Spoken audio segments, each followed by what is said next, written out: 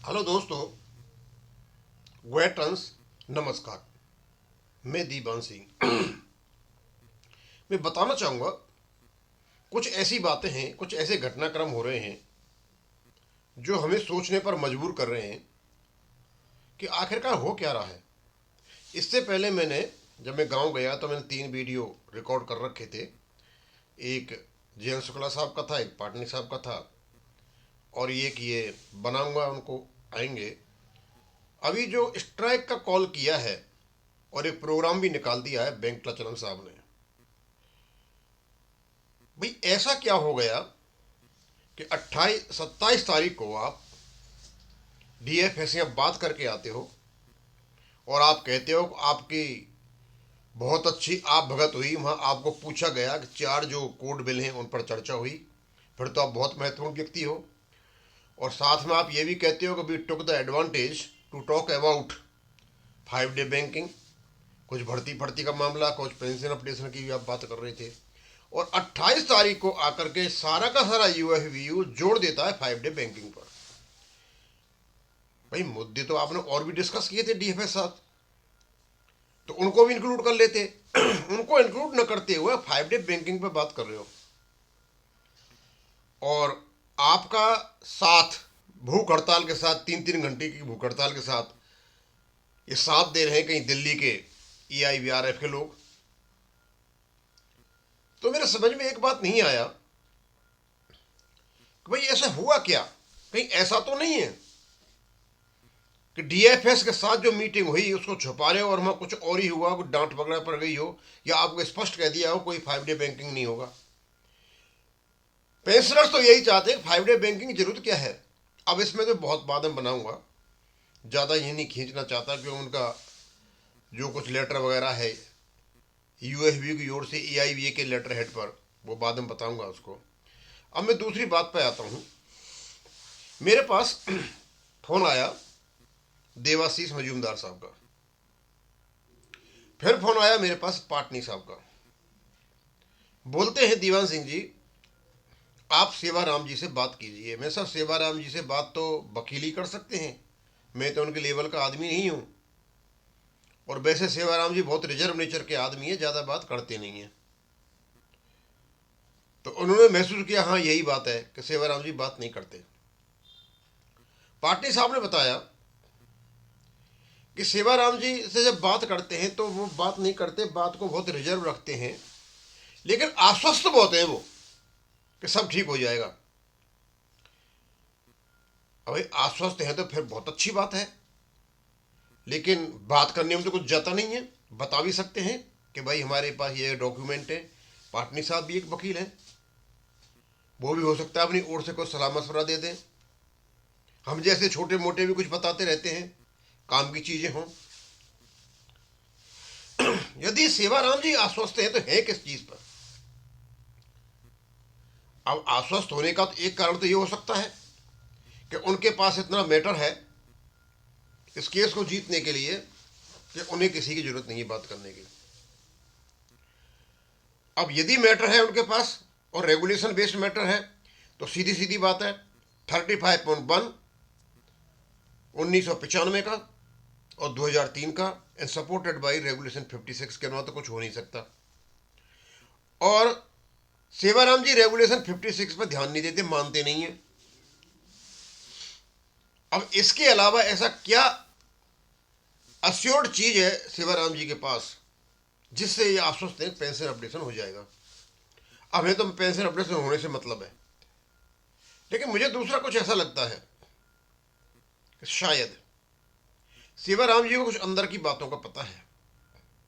2023 में जो कमेटी गठित हुई थी पेंशन अपडेशन पर, और उसकी रिपोर्ट माननीय सुप्रीम कोर्ट में दी है IBA ने, और उसका जिक्र पार्लियामेंट में भी हुआ है, संसद में। उसकी शायद रिपोर्ट कहीं हो सकता है सेवाराम जी को लीक हो गई हो।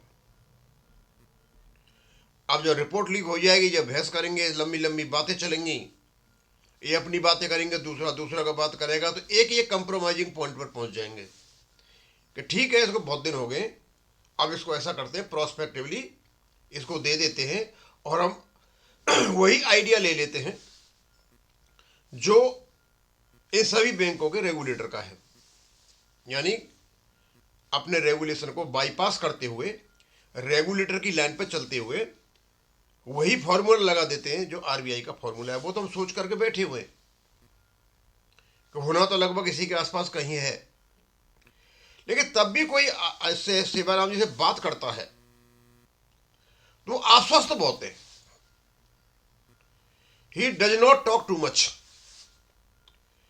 लगभग जितने भी वकील हैं इनसे जो कंसर्निंग है वो बात करते हैं।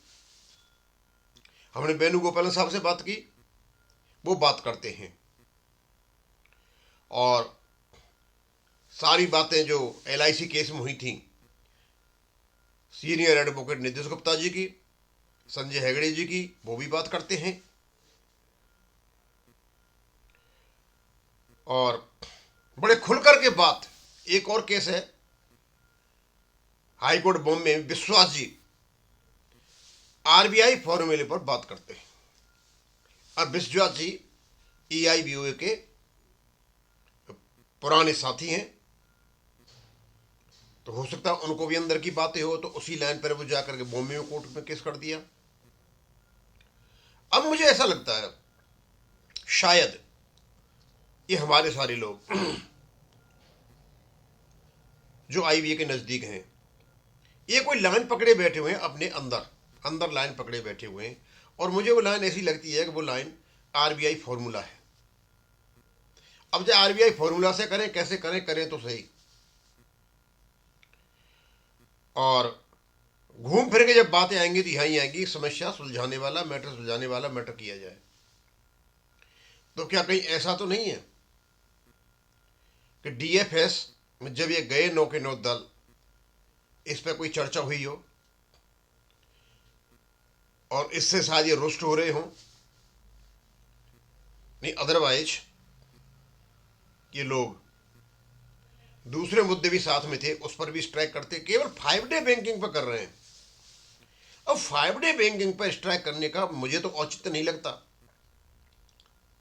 जितने भी पेंशनर वो चाहते हैं जल्दी से जल्दी बैंकों का कंसोलिडेशन हो जाए, और वो ये मान के चलते हैं, सोच रहे हैं कंसोलिडेशन हो जाएगा तो ये पेंशन अपडेशन का मुद्दा भी सुलझ जाएगा,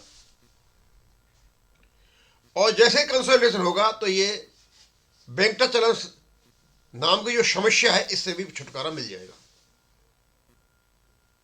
क्योंकि कहां पैर जमाएंगे, जमीन तो रहेगी नहीं, जमीन तो सारी पैरों से निकल जाएगी।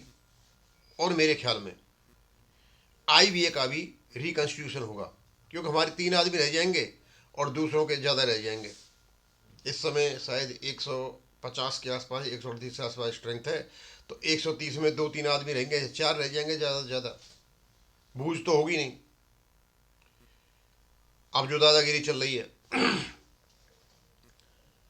तो 5 डे बैंकिंग, वास्तव में ये 5 डे बैंकिंग चाहते हैं, या जो कंसोलिडेशन हो रहा है उसको रोकने के पास इनके पास अब कुछ भी नहीं है, वो होना है। और मुझे ऐसा लगता है इनको 4 लेबर कोर्ट पर नहीं बुलाया गया, इनको शायद फाइनल अपना